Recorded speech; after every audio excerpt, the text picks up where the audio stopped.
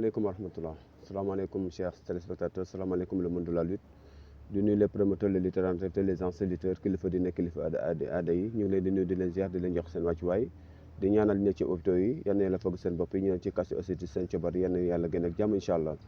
Tey nag dañ leen bëggoon toppal rek li nga xamante ne mooy le chronogramme de la fédération de lutte du Sénégal. dañu toll woon ci phase dañ leen di leeral rek jusqu'à la phase fi nga xamante ne fii la kii bi toll quoi phase 1 bi dañoo waxoon ne structuration de base le 21 juillet ba le 1er août ñu ne sensibilisation régularisation des associations actives ñu ne transmission sur les comités régionaux de gestion de la lutte des listes et associations actives ñu toll nag fii point bi ñu toll nag foofu lañ bëgg a ñëw quoi muy le 4 août mooy publication de liste provisoire des associations et écrits actifs donc publication boobu liste bi génn na la liste provisoire des écrits et des associations yi nga xamante ne ñoo war a dem ci fédération bi donc bu ñu xoolee direction de la jeunesse des sports et de la culture mu ne fait à Dakar le 4 août 2025. Directeur des activités physiques et sportives. Objet, publication de la liste provisoire des écrits et associations de la lutte régulièrement affiliées. Monsieur les présidents, Mesdames, Messieurs les membres des comités nationaux de gestion de la lutte, Mesdames, Messieurs les présidents des comités régionaux de gestion de la lutte, Mesdames, Messieurs les présidents des écrits et associations.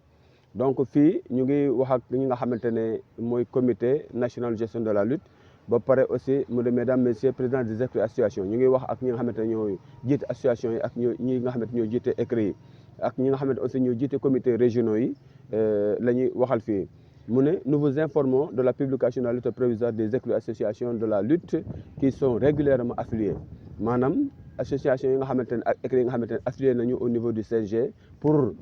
li nga xamante ne mooy ñoo war a dem ci fédération bi mu def table 1 liste provisoire des écrits et associations de lutte affiliées maanaam liste bi nga xamante ne association écrits yi nga xamante ne affilié nañu acca écrit Yeumbeul Asegna Dakar la région de Dakar nag boo xoolee presque ñoo ci ëpp écrit Colobane Mbolo écrit de lutte école de lutte Ndiaga Sarr foofu Dakar la toujours école de lutte Cheikh Mbaba Dakar Plateau écrit Waalo écrit Fass toujours c'est à Dakar école de lutte Kaybaax de Rufisque école de lutte Soumbédioune école de lutte Langsane écrit Grand Yoff écrit Grand Dakar Mbolo école de lutte Mor Fadam écrit Bawol école de lutte Doudou Bakassar loolu ñëpp xam nañ ko école de lutte Thiaroye Ndigal ñooñu aussi ñëpp xam nañ ko école de lutte El Hadji Mansour Mbaye ñooñu aussi ñëpp xam nañ ko écrit Malika Mbolo loolu yaakaar naa ne ñëpp xam nañ ko aussi écrit Badajon siiw na école de lutte Yeumbeul Marin boobu aussi siiw na école de lutte Niakourou boobu xam naa am na mais siiwagul noonu bu baax école de lutte Dalifort Foray école de lutte Père Diaw école de lutte Boy Niang Jambar Wrestling Académique écrit Ngouniane écrit Thiaroye sur Mer école de lutte Mbita Ndiaye école de lutte Paix et l'avenir des Parcelles Assainies école de lutte El Hadji Touré Djimbori yooyu yëpp Dakar li ñu ma lim yëpp pour l'instant Dakar la écrit Dóor Dóoraat bu Zos association sportive et culturelle Koli bu Notaire école de lutte Balagay école de lutte Rebeuss écrit de lutte Bawol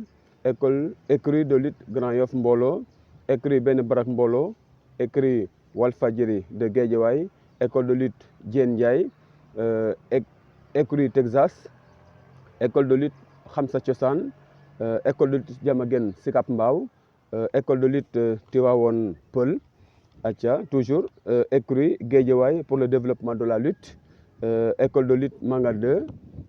école de lutte Bàyyi ci xel de Guinaw Rail écurie Jambar de Dakar école de lutte Tefes gi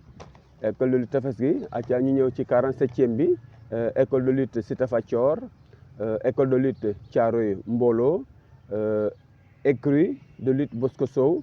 école de lutte Papa Dambay école de lutte Mohamed Ali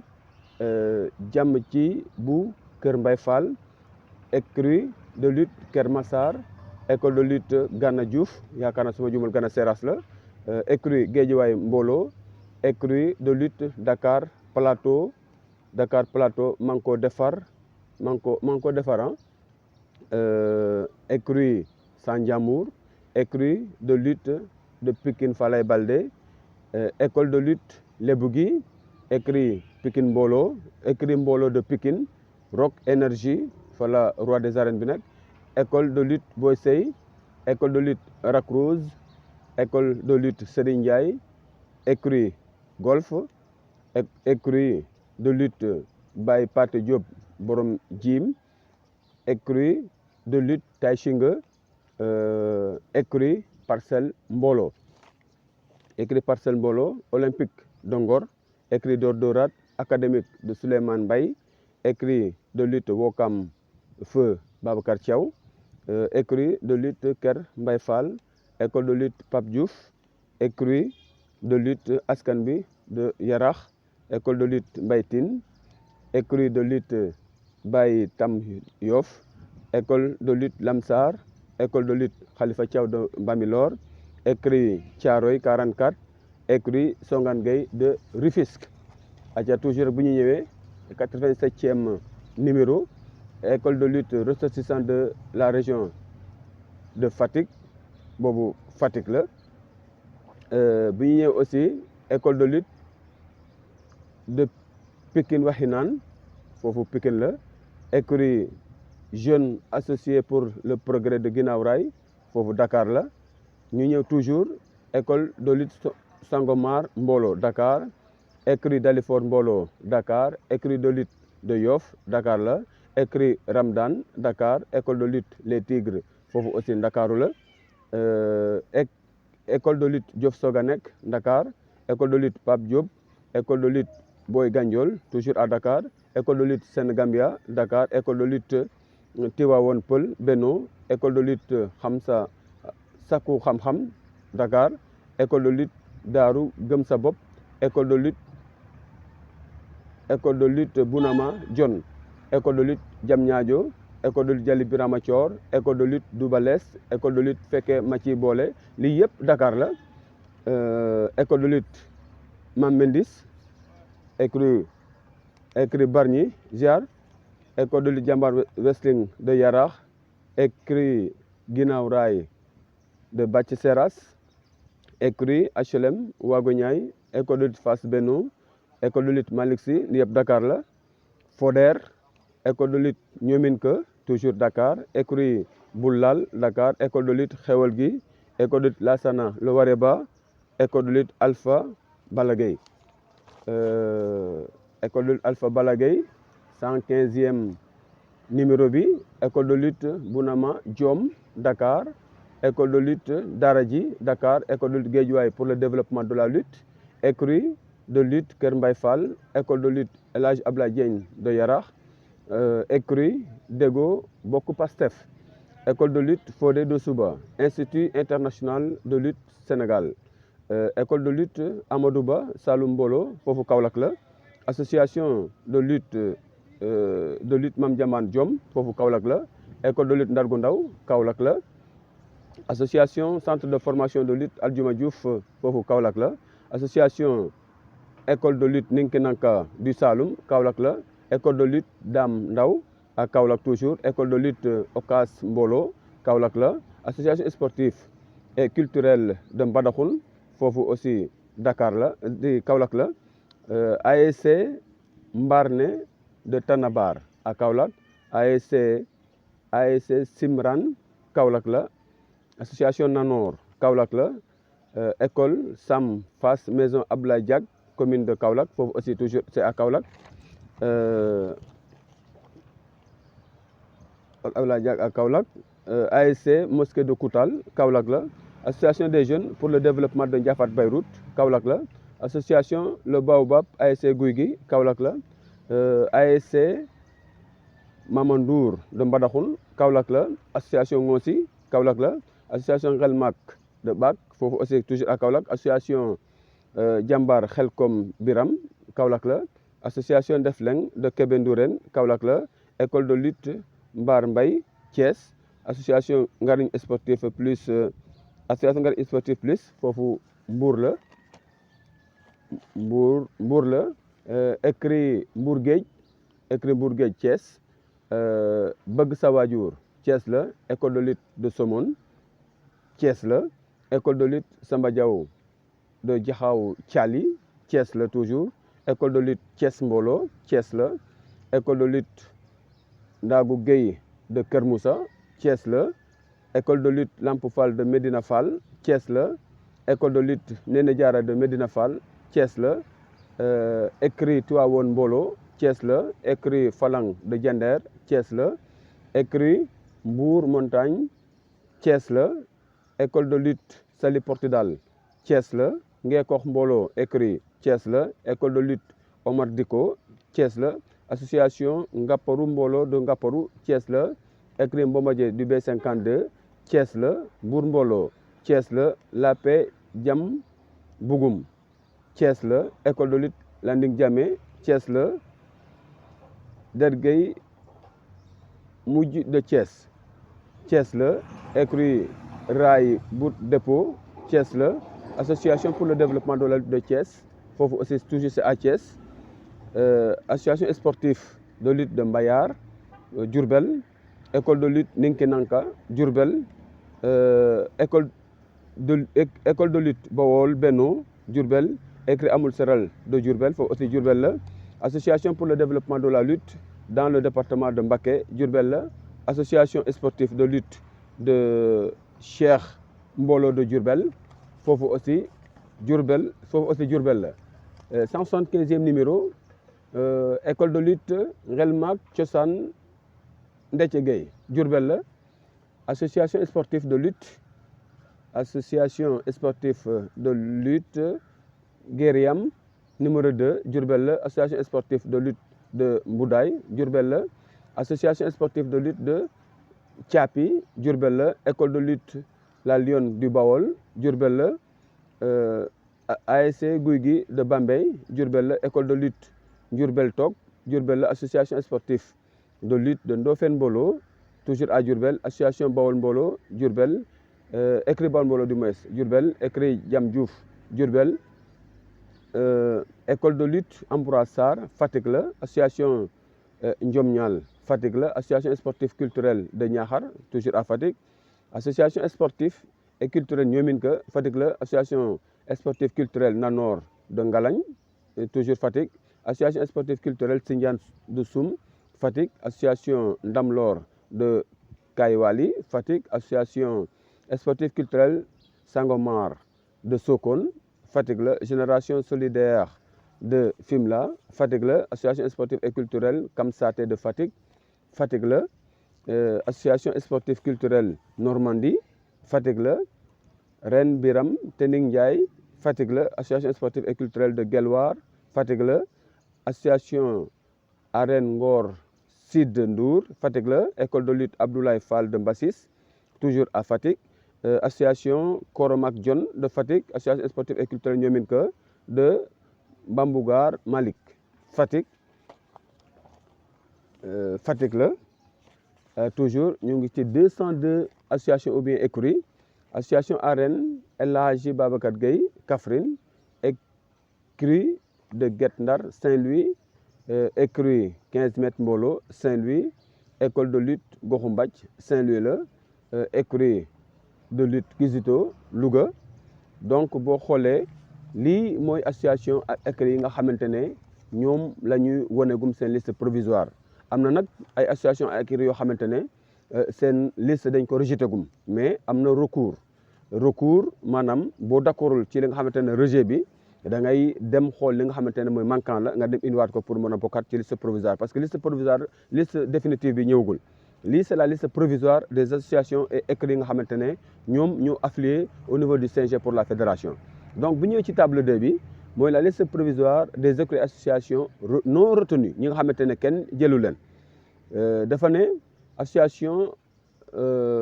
l'avenir des enfants de Saloum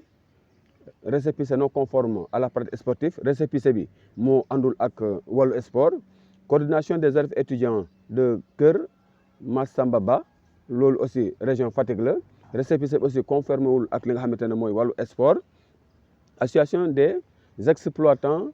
de l'ouvrage de rétention des eaux fluviales de Bakhala loolu aussi c'est la région de Fatick récépissé bi am nañu récépissé aussi mais récépissé bi conforme wul ak li nga xamante ne mooy sport. Association solidarité pour le développement économique et social de Ndangan Campement pour la région de Fatick aussi dañ ko rejeté parce que récépissé bi aussi c'est pas conforme à l'esport. Et association pour le développement de Djirnda récépissé bi aussi conforme wul ak li nga xamante ne mooy sport. Mouvement Jeunes Actifs de Fatick aussi l'association non conforme à la pratique sportive. Association Pencum Dionik région Fatick la ñoom itam accepté wuñu ko parce que récépissé bi non conforme à la lutte à la pratique sportive. Association Nanor Kaolack la récépissé bi défaut de récépissé la am donc que soit amul récépissé voilà récépissé bi baaxul. Association pour le développement entente de Kaolack aussi nee na récépissé bi conforme wul ak li nga xamante ne mooy sport. Association Bokator ndax in njeg doole de Thiombi récépissé bi aussi conforme ak li nga xamante ne mooy sport. GE les terres de Latmingué boobu nee na association bi aussi c'est pas conforme à sport. Association villageoise pour le développement de Boki Diawé région Kaolack la association boobu aussi seen récépissé bi c'est pas conforme à la pratique sportive. Association pour le développement durable de Boudj région de Kaolack toujours récépissé bi aussi c'est pas conforme à la pratique sportive. Troupe Lergui de Nioro du Rip Kaolack seen récépissé bi c'est pas conforme à la pratique sportive. ASC Xorom si de Palado pour la région de Kaolack aussi absence de récépissé maanaam ñoom amuñu récépissé. Association sportive culturelle Xaygi de Tanabar ñooñu aussi absence de récépissé lañ ci bind. ASC Melax de Mbelonguic aussi am nañu récépissé bi mais seen récépissé c'est pas lisible maanaam seen récépissé dafa xaw fulu kenn mënu ko lire donc kon ñooñu nañu def le tout pour balaa délai de recours bi di jeex ñu indi seen kii bi. Association club gymnastique de Guitambert Saint-Louis récépissé c'est pas conforme à la pratique sportive. Écrit Manko de Ndangan ñooñu aussi Saint-Louis la. Dagana aussi loolu écrit Manko de Dagana loolu Saint-Louis la ñoom aussi seen dossier bi complété wul. Dossier bi moo complété wul PV bi liste bi ñëwul bureau comité directeur bi aussi ñëwul loolu moo tax ñu xaw ko rejeté ba keroog ñuy def recours bu fekkee dañuy def recours. École de lutte Iba Xuma de Richard Toll ñoom aussi seen dossier bi moo complété wul rek dossier bi complété wul donc dañu ne conformément au calendrier établi dossier incomplet ou non conforme pour être régularisé et transmis au secrétariat administratif du CNG. maanaam képp koo xamante ne sa dossier bi complété wul wala sinon dañ ko rejeté boo defee réclamation ba pare booy def réclamation su fekkente ne liñ la laaj yëpp indi nga ko da ngay dem directement ci direction ci secrétaire administratif bu CNG maanaam fi njame nag nga dem déposer ko foofu bu ko defee ñoom dañu ko déposer au niveau du ministère. ñu ne présente publication ne comprend pas les structures et groupements nationaux régionaux associations des listes feront l'objet d'une publication ultérieure. maanaam am na ñoo xamante ne surtout yoo xamante ne bokkaguñu ci groupement nationaux yi ak régionaux yi bokkaguñu ci ñooñu aussi seen liste dana ko indi ultérieurement dana ko indi après ci kanam mais li ñu mën a wax fii rek mooy man dama jàpp ne lii tax ñii yëpp parce que association boo gis dafa am but boo xamante ne moom nga am bu dee association boo xamante ne war doxul ci wàllu sport normalement kooku le président du CRG bi nga xamante ne moo bokk ci région boobu wala le comité local président du comité local waru sax mën a boole association boobu ci li nga xamante ne moo jéem ko boole ci li nga xamante ne mooy fédération parce que bu demee aussi lii moo waral rejet bi nga xamante ne def nañ ko mais loolu yëpp li ko waral mooy manque de sensibilisation bi nga xamante ne je ne sais pas exactement xam ci CNG la war a jógee ou bien ci ministère ci ministre bi la war a jógee mais sensibilisation bi dafa des parce que képp kuy déposé te war nga xam exactement li ngay déposé lan la ba nga xamante ne li ngay déposé bu sensibilisation bi jàlloo ni mu waroon a jàllee man dama jàpp ne rejet bu amee aussi du bëri rejet du amoon du bëri parce que tey mënoo am association boo xamante ne doxul ci wàllu sport ba pare nga bëgg ko boole ci sport bi wala nga am GIE boo xamante ne doxul ci wàllu sport nga bëgg ko boole ci sport bi wala mu leer na ne lii am na kayit yi manqué ni te kayit yi dañ ko laaj ba pare kayit yi indiwoo ko ngay dem di yóbbu récépissé boobu loolu leer na la loolu aussi dañ koy rejeté mais loolu yëpp li ko tënk nag li ko waral mooy manque de sensibilisation ni mu waroon a jàllee man dama jàpp ne jàllewul noonu franchement lii nag buñ ko defee dañuy bëgg rek nit ñi xaw a gis ci seen bopp tuuti xam ne au moins xaw am écho parce que ñu bëri te boo leen waxee fédération xamuñu exactement fédération ndax dana am du am xamuñu exactement date bi bu war a am xamuñu démarche nan lay demee te man dama jàpp ne lii waroon na mun a leer ci bopp nit ñi képp kuy amateur tey waroon nga xam exactement lan moo waral fédération bi lan moo ko tax a jóg ak nan lay demee ak vote beeg ñoom seen yooyu yëpp ak association yi yan papier ngay fournir man jàpp naa ne képp koo laaj tey mu nekk koo xamante ne nitu làmb la waroon na la mën a tegal ne lii ak nii ak nii ak nii lay demee mais ba tey jii nii am na ñoo xamante ne ñu lu bëri xaw na leen ci ump ba ci man mii yenn saa yi damay am renseignement rek ma ne lii xaaral ma balancé ko bokk ak ñi nga xamante ne mooy sama téléspectateurs yi mais franchement lii daal mooy chronogramme bi nga xamante ne moo jotagum si nag c'est pas la liste définitive c'est la liste provisoire bi nga xamante ne mooy association yi ak écrits yi nga xamante ne ñoo war a dem ci fédération de lutte du Sénégal moom lay doon mais dana am benn délai bi ñu leen may pour recours yi képp koo xamante ne rejeté nañu sa candidature rejeté nañu sa récépissé wala ñu rejeté sa écrit wala sa association demal nga defi recours demal xool papier nga xamante ne manqué na nga dem déposer ko au niveau du secrétaire administratif du CNG balaa délai bi di weesoo parce que délai bi bu xasee weesoo rek jeex na délai bu weesoo amatul recours donc balaa délai bi di weesoo nag nañu góorgóorlu def le tout pour li nga xamante ne balaa jot rek danañ ko kii te yaakaar na ne proclamation liste définitive bi le 11 août lay doon su ma juumul ci chronogramme bi nga xamante ne jot naa ko parce que le 4 août la ñuy def publication provisoire bi mais publication définitive bi des associations le 11 août lay doon donc temps bi ñu leen may bëriwul du 4 au 11 yaakaar naa ne bu ma juumul 7 jours la une semaine boobu nag ci mooy temps de recours bi nga xamante ne moom lañ leen may bu paree nag dañuy jàll ci beneen phase donc lii mooy li nga xamante ne moom la leen indiloon bu ci njuumte amee ngeen jégal ñu ko bu mote nga xam ne du ci ñun yàlla la di ñaan nag képp ku suivre vidéo bi rek abonnel boo abonné aussi da leen di partager vidéo parce que partage bi franchement bokk na ci li nga xamante ne moo ñuy dooleel di leen jox dig daje ba ci beneen numéro incha allah.